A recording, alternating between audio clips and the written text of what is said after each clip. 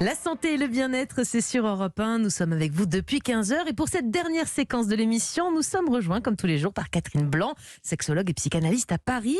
Aujourd'hui, Catherine, on va prendre la question d'Emma. Je vous la lis, je vous écoute régulièrement. Et à chaque fois, je découvre les soucis de chacun.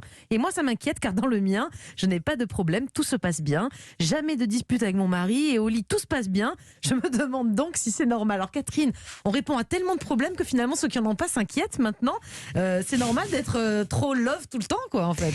Eh bien non, c'est tout à fait anormal. Non, Il faut consulter.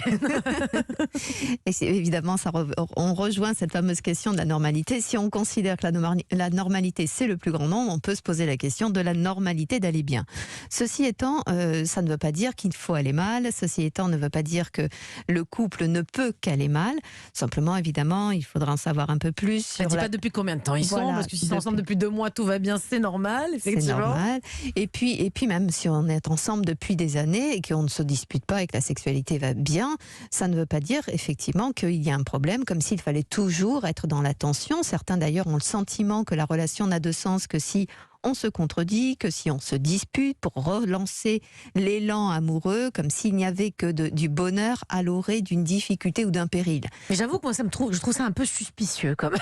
Un couple où tout va bien, ça me paraît louche, quoi. Je ne sais pas pourquoi. Alors, peut-être, vous avez en partie raison, parce que vous êtes un peu parano par ailleurs, mais sinon, vous avez en partie raison, c'est que la relation de couple n'est pas une fusion. Et dans la mesure où ça n'est pas une fusion, dans la mesure où on n'est pas avec quelqu'un qui est un double de soi, par définition, il y a de façon évidente de la contradiction. Et s'il n'y a pas de contradiction, c'est un peu comme si on était dans le déni de l'autre en tant qu'autre, et donc on n'entend pas, on ne voit pas ce qui est différent de soi, on ne voit que ce qui est comme soi, et du coup on s'entend merveilleusement avec soi-même, au féminin ou au masculin. Ou alors, c'est justement parce que on a choisi l'autre parce qu'il ne vient pas bousculer notre propre regard sur la vie. Or, la réalité d'un couple, eh bien, c'est évidemment des contradictions parce qu'on n'a pas les mêmes histoires, on n'a pas le même sexe le cas échéant. On se construit par ces contradictions aussi dans le couple, c'est possible ? Oui, bien sûr, parce que ça oblige à reconsidérer les choses. C'est-à-dire que c'est comme quand vous apprenez en français à faire une dissertation, vous apprenez un argumentaire et un contre-argumentaire. Ça ne va pas vous détruire que de penser autrement que comme vous. Ça ne va pas vous détruire que d'écouter quelle autre pensée pourrait nourrir le sujet que vous êtes en train de développer. Eh bien, c'est la même chose. Nous grandissons justement dans cette compétence à évoquer, à verbaliser ou à son émotion, son besoin, son désir, ses valeurs.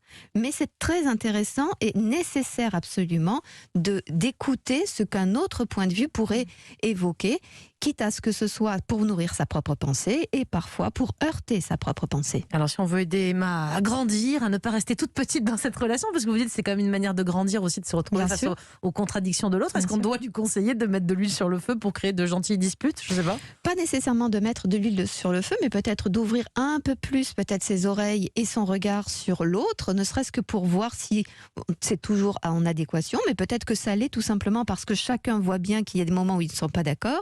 Peut-être qu'elle se voile un peu la face, quoi, c'est ça ? Alors, ou elle se voile la face, ou tout simplement, elle dit que tout va bien, parce que quand ils ne sont pas d'accord, de toute façon, ils sont assez intelligents pour pouvoir échanger ensemble, comprendre le point de vue de chacun, mettre chacun de l'eau dans son vin, savoir tenir ses positions et être respecté par l'autre quand on tient ses positions. Et peut-être qu'à ce titre-là, c'est absolument merveilleux, et je le souhaite pour tout le monde, et ça participe effectivement de la maturité d'un couple. Et je souhaite que ce soit ça qu'elle rencontre, et qui fait qu'elle est tranquille. Maintenant, comme elle s'inquiète de ne pas être comme les autres, c'est que donc, effectivement, il y a peut-être autre chose à voir, qui est justement cette compétence à voir l'autre en tant qu'autre, puisque nous aimons un autre être que soi, et pas nous au féminin ou au masculin. Donc, ce que vous voulez dire, c'est peut-être que, alors peut-être, hein, encore une fois, on n'a pas tous les détails de cette histoire, mais que Emma, finalement, il y a des tensions dans son couple, mais elle les voit pas, c'est ça, parce qu'elle est trop amoureuse aussi. Peut-être que si on posait la question à son conjoint, d'ailleurs, il serait pas tout à fait d'accord. Peut-être il aurait pas le même point de vue. Est-ce qu'elle est trop amoureuse ? Alors ça pose la question. On peut être trop amoureux. En tout cas, ça pose la question de ce que vous entendez, vous, Mélanie, par trop amoureuse. Est-ce que trop amoureuse, c'est le déni de ma réalité, le déni de mes besoins, et que du coup, c'est une soumission au désir de l'autre ? Être trop amoureuse ne veut pas dire être être aveugle à la réalité de l'autre, c'est pouvoir aimer l'autre même dans ses désordres. Est-ce que quand on aime fortement nos enfants, on ne doit pas voir qu'ils sont dangereux, tyranniques, voleurs, menteurs? Non, aimer ses enfants, c'est justement être en tout à fait clairvoyance de la réalité de ce qu'ils sont, pour les aider à grandir, pour les aider à reconsidérer leur position, pour autant les baigner d'amour et de sécurité de ce lien. Merci beaucoup Catherine pour tous ces conseils.